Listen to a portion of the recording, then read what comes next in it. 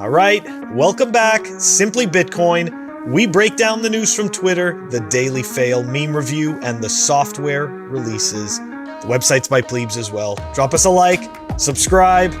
We're going to the numbers. Let's kick it off.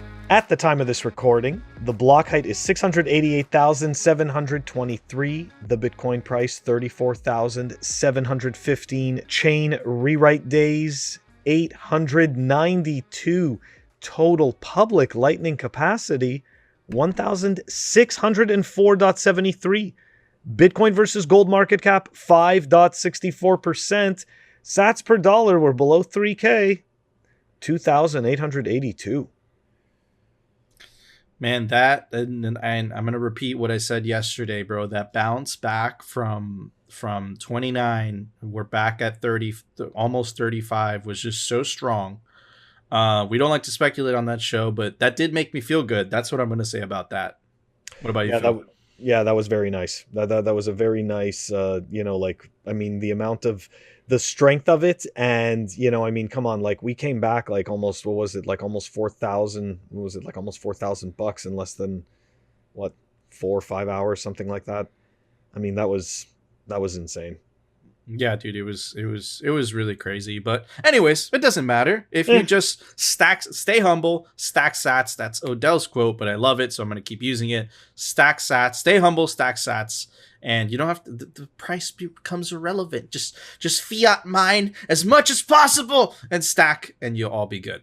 Caught the dip, bought the dip. Yeah. There you go. Yeah, buddy. Okay. That's right. Anyways, Phil, it's time for the Daily Fail. Okay, so we're still dumping on DeFi today. Yeah. Got a little bit, we got a little bit more. So Psychedelic Bart, obviously not our fail, but puts out this tweet today. KYC AML coming soon to DeFi. Then White Rabbit responds, "Oh sweet, all these DeFi projects can't secure their user funds will now also be responsible for protecting their users' identities. Nothing can go wrong here." So yeah, I mean, like this is hilarious, right? We've covered I don't know how many rug pulls already, and for real, we could cover more of them, but I just choose not to, pull them up on every single fail. But really, we could probably cover one rug pull a day, and we wouldn't be short. Okay, so Mike Novogratz, I never really, his takes are kind of I don't know. He just kind of seems like this guy that did too much drugs. Anyways, not that there's anything wrong with that. To each their own. If that's he's a consenting adult. He can do whatever he wants with his nose and his face. Anyways, so here we go. Starting to think that major DeFi protocols are going to have to decide if they are going to play by the rules that most countries want them to. KYC AML. Okay. This is where all right, here we go. If we want this ecosystem to grow, we need to recognize we need to operate within the rules society sets. I'm not talking about doing this with no privacy. Zero knowledge compliance and other systems need to be developed for DeFi to scale. So look, okay? Economic activity for its own sake is, to me anyways, it's pointless.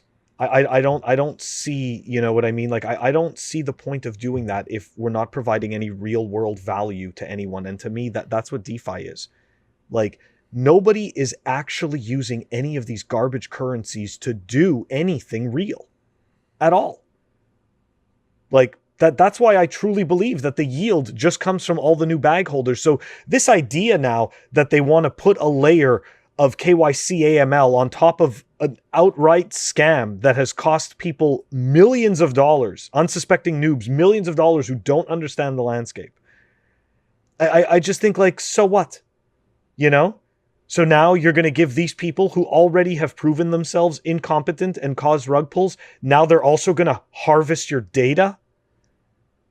I don't know, man. This doesn't sound like it ends well. This doesn't end well. It doesn't, dude. And that's just another example of DeFi DeFi's not DeFi. DeFi is CeFi. Okay, Totally. it's totally centralized. Whoever controls the smart contract is essentially God to that particular token, or all the very interesting words they use. But yeah, man, look, awesome tweet by Psychedelic Bart, by the way, because look, I'm gonna take a different angle, Phil. Right? The point is that it can be coerced to add AML and KYC because it is centralized in the first place, right? So not only is it not DeFi because it isn't, but let's say they peddled it to noobs, right, as DeFi, right? They could also peddle in the AML and KYC in there as well, right? Like Mike Novogratz just said, there needs to be some level of compliance. What do you mean? The world operated perfectly fine before the Bank Secrecy Act in the 1971. Okay, the world wasn't falling apart. Okay, there wasn't any like crazy things going on. Okay, so look, they incepted the population with this idea that KYC is necessary. Okay, and if you're transacting any amount over $10,000, it's somehow related to some type of crime, or they put you on a list. Better said, they put you on a list if it's any transaction over $10,000 today in the US. And by the way, they're trying to do the same thing to Bitcoin. They're trying to pass the same laws, the Financial Action Task Force or whatever. Even worse, it's 2000. But yeah, man, it's this idea that KYC is okay. I would make the argument that KYC is not okay. Just think about all the hacks that have happened, Phil. The Equifax hack, all those hacks of centralized databases, and everyone's data just gets leaked. It's like, oh well, Facebook, the Cambridge Ledger Analytics, the Ledger hack just happened just now. Just now. See, that's what happens when vital information gets stored in this centralized area, and it becomes this honeypot. Right? So it's like, man, it's a honeypot for hackers. It's a honeypot for corrupt government officials, right? When you're giving up that personal information, you're also saying, okay, Nico or Phil is transacting, and these are his transactions with that exchange. This is how much Bitcoin he owns. So it's a danger. It's a danger, dude. So yeah, I went off on a rant, but yeah, dude, shout out to Psychedelic Bardo. Awesome tweet, pointing out the DeFi garbage. Yeah, man. And I just wanted to add, just to finish one thing on this, okay? I don't know what the hell a zero knowledge compliance is, okay? But I think that's just made up garbage. What does that mean? I have no clue. Zero knowledge compliance. Like, there's no such thing as that. Somebody knows. Somebody has knowledge. Otherwise, how do you know if you're being compliant or not? It's these weird. This is the problem, right? This is what I call like Operation Mindfuck. Yes. Okay. It's these words that they put together to try to make you think, like, so that you envision something, right? And as a result, you are going to agree with what it is that you envision, and then you're going to superimpose that onto what they said, and you're going to go, oh yeah, I agree with that. No, nobody has any idea what you're talking about. Absolutely, okay? because that's fake. He's setting up the narrative. He's like, there needs to be compliance, right? There needs to be. You notice that? He's like, he's setting it up. He's like, for some reason, there needs to be a compliance level. There needs to be a regulatory level. There needs to be a council, right, for this to work. There's no other way, right? And Bitcoin has proven that no, all of that is obsolete. It is no longer necessary. Okay, in a world running on the Bitcoin standard. But yeah, man, I'm so hyped up. Anyways, Phil, good one. It's a good one. Awesome.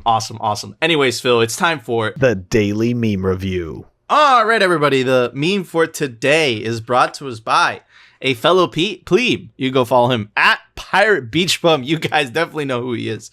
He is one of the most toxic maxis that exists. But anyways, let's check out his meme. Bitcoin influencers getting help from their simps after their failed attempt at canceling plebs.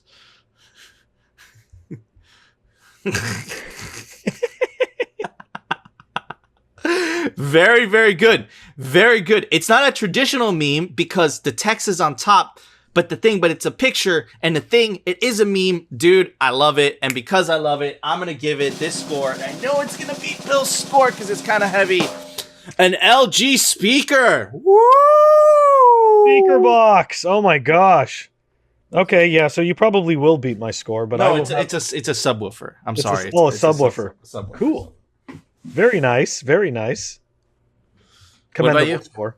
Oh man, look, love the meme. You know, totally love the superheroes, the superhero theme. And you know what? Talking about superheroes, I am going to give it. This will be an odd one. Not too many people will have this one, but this is a Raspberry Pi power expansion board. Okay, but this one's like kind of different. Not too many people have this one. I've never installed it on anything. Oh my god, dude! But I've got it, dude. I have so much stuff that I've bought, like for like little tinkering stuff that I bought that I just never used. You know, it's like I'm gonna use this, and then you never use. It just stays on your shelf.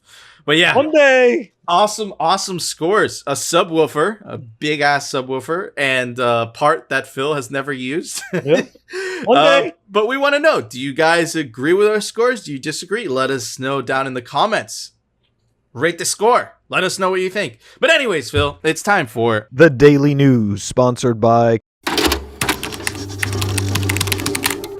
Crypto Cloaks. All right, everybody. The news for today. I want to start off by saying, okay, guys, we've been saying this for quite a while, right? Of the importance of controlling the narrative, because the mainstream media is gonna push this narrative that, of course, you know, Bitcoin needs regulation. The Bitcoin wastes too much energy. Bitcoin wastes too much things. But that has been changing. And that has been changing because we've been seeing Max Keiser go on Tim Pool. We've been seeing him go on the Jimmy Dore, which is the new up-and-coming form version of mainstream media. And we also saw Saylor go on Hannity, on the legacy media, and expose the world to Bitcoin. So they're fighting the narrative, right? But today, something even crazier happened. Jack Mallers went on Fox Business. Yeah. I'm going to play the clip real quick.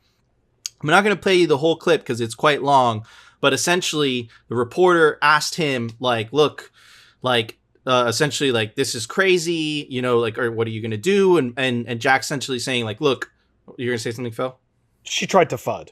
Yeah, she tried to FUD. She attempted to FUD. I mean, I watched the whole thing, and yeah, I'm sorry. I want to point that out before you continue. No, you pointed out much better than I was going to do it. So yeah, she tried to FUD. She asked her initial question, and then she thought she had the jab on him, and then he responded with fury, and that's what I'm going to play right now. Here we go.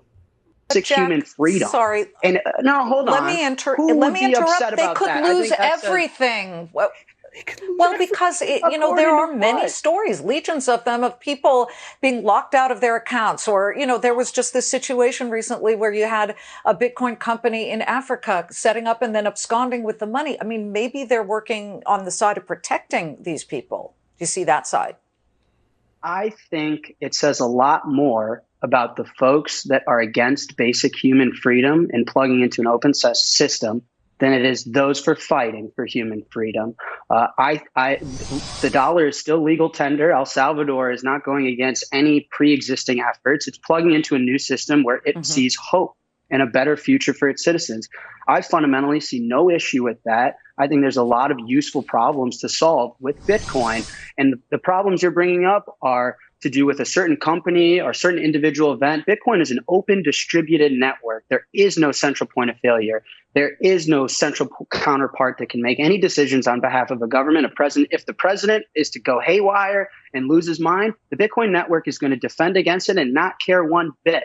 There are no risks in plugging into an open, free, true system and giving his country hope. I see no problem with that. And I have a problem with those that do see a problem with that and are trying to get in the way. I find that morally wrong. Jack Baller. Yeah, you hear that? Jack Baller. And he is a baller. Listen. Okay. Bill, real quick. We have to protect Jack at all costs. Okay, that's number one. Number two, look, this is how you win. This is how you win the information war. Okay? You get in front of their BS. You get in front of the narrative. You set the narrative. And I'm going to tell you, I'm going to say exactly what I said at the conference, at the Bitcoin conference. If you're against Bitcoin, you're against freedom. And that's exactly what Jack was saying in his own way. Okay? Because that is the truth, right? It might be a little bit hyperbolic. It might be a little bit intense, but the message is true. Fundamentally, on a fundamental level, if you are against Bitcoin, you are against freedom. Period. That's the way it is. And that's exactly what Jack just said on mainstream media on Fox Business, right? So I think that was a big milestone. Anyways, Phil. Yeah, man. Look at the ridiculous, hypocritical crap that she said. I mean, look, you know what? Are you going to tell me that banks have never locked anybody out of their accounts? You're going to tell me that governments have never had somebody's accounts frozen incorrectly and then had to unfreeze it later? There are many different stories of that happening, okay? This is complete nonsense. They try to sell you this narrative that the current system that you're in is safe, okay? And they never mention. Sorry, Phil, go ahead. Oh no, go ahead. They never mention. They never mention the fact that system, the legacy system, only includes 40% of the world population. 60%. Go ahead. Oh, go ahead. Oh no, to your point. Okay, I just wanted to, and it's interesting that you say that. I'll never forget this. Okay, like when I was probably 19 or 20 years old, there was this guy standing in front of a bank. Okay. Back when I lived in Montreal, and he was holding up this this big cardboard sign, okay, and he was walking around in front of the bank, and they had the police come and escort him off the quote unquote the property, even though he was not on the bank's property, he was on the sidewalk, which is city property, but the sign read, "I am not financially viable." Yep. Okay, and in Bitcoin, that doesn't exist. Everybody can have an opportunity to partake in this system. There is no discrimination. So you know what? These people they try to sell us this absolute garbage of safety and security, but it's at the trade of the great. It's at the cost, of the greater good. Yes, and for the benefit of the greater good. Absolutely, and that steel cage that they built to protect themselves, they're going to end up drowning in. Right, because that steel cage that deems you unbankable, like that guy that Phil mentioned in Canada. Like, for example, if you're a Venezuelan with a Venezuelan passport and you're coming to the United States, you can't open a bank account. You're unbankable, right? So that's what Bitcoin is for, right? And that's why Bitcoin will inevitably beat the other system, because it's exactly what Jack was saying. It's an open system. And the legacy system is an intranet rather than Bitcoin is an internet, right? Okay, anyways, got carried away. But it was just so bullish. It was a bullish video. Yeah, but it is. Anyways, check this out. This is a little speculative, but there's signal here, and I'll point it out. We don't like to speculate about the price, but there's signal. Check it out. Ark's Investment, Cathie Wood, says Bitcoin will go to 500,000. Who the hell is Ark Investment? Who the hell is Cathie Wood? If you come from the financial world, you would know this. If you come from the Bitcoin only world, which is me, you wouldn't know this. So I'm going to give a little bit of context. This is Barron's magazine, okay? This whole expose on her, right? Just to read a little bit about her. Cathie Wood, who founded Ark Investment Management 7 years ago and joins our list of the 100 most influential women in U.S. finance this year. Remember, she just said, right? She's putting her name, her reputation on Bitcoin will go to 500,000. Then the article goes on to say, it isn't just that Ark's actively managed funds have done well, although they have, phenomenally so. Last year, 5 of its 7 ETFs returned an average of 141%. 3 were the top performers among all U.S. funds. So it's safe to say that Cathie Wood, right, knows what she's talking about, right? Based on this article. Well, is she all talk and no action? Looks like she looks like she bought the dip, Phil. Looks like she bought the dip. Check out the date of this article, June 23rd. That was around the day of the dip. Cathie Wood's Ark Investment buys over 1 million shares into a Bitcoin play. I might add, she did not buy Bitcoin directly, and we don't like that here at Simply Bitcoin. But did she? She did expose herself to Bitcoin. One of the Ark Investment exchange-traded funds run by ETF star Cathie Wood made a sizable purchase on Wednesday. The fund bought over 1 million shares of Grayscale Trust as the price of the ETF was relatively flat of on the day, right? So she, look, so she's speculating, right, that Bitcoin's going to hit 500,000. She has a hell of a resume, right? Not only does she have a hell of a resume, she has a hell of a performance, right? Her ETFs are performing 141%. That's insane, right? She's also acting on that speculation. So she's saying, oh, I believe Bitcoin's going to a 500,000. I'm going to put my money where my mouth is, right? So there is signal there. It just goes to show that there's another institution, very well respected, I might add, institution buying into Bitcoin because they think it's going to go higher. Anyways, I don't like to talk about those subjects very often because it is very speculative, but she's a big deal. And she's a big deal that she said that. Anyways, Phil? You know what? I actually knew somebody from a Facebook group, like a Facebook crypto group once upon a time, and this guy was super bullish on Ark Investments. He held a lot of shares of those ETFs, and he used to sing her praises all the time. So I'm sure he's happy because this gives him Bitcoin exposure because, you know, this was kind of like one of those people who, although they held Bitcoin, you know, they also held their bag of shitcoins. And even though, like, it's interesting, right? It's interesting that people understand certain aspects, but they just don't get, like, why, you know, like they think, you know, they don't, you know, like I saw today, right, that somebody thought that Bitcoin was a company, you know, like, and the reason why they don't want to buy Bitcoin is because they think the company's shares are too expensive. It's like, Bitcoin's not a company, you know? So it's interesting that you have these people from like the legacy system that look at Bitcoin and they have to fit it into this model of being a company. And it's really, really cool to see people like Cathie Wood, right, who, as you just pointed out, right, has killer funds. And not only does she get it, but like she's actively, you know what? I know that she maybe took, you know, bought shares, right? Like they bought shares in Grayscale, which to me is garbage. I mean, yes, you can make money off of it. You can make fiat and all that. But at the end of the day, it's not Bitcoin. But you know what? I kind of want to believe that she actually holds corn separately, personally. Fuck yep. Yeah, she does. Hell yeah. Yep. I think so. Sure. For sure. I believe that as well, dude. She has to, man. It's the best. It's the best money that has ever existed. But anyways, awesome news segment. Awesome fail. Today was just a good day. Good day. But anyways, Phil, there was a software release today. Why don't you tell everybody about it?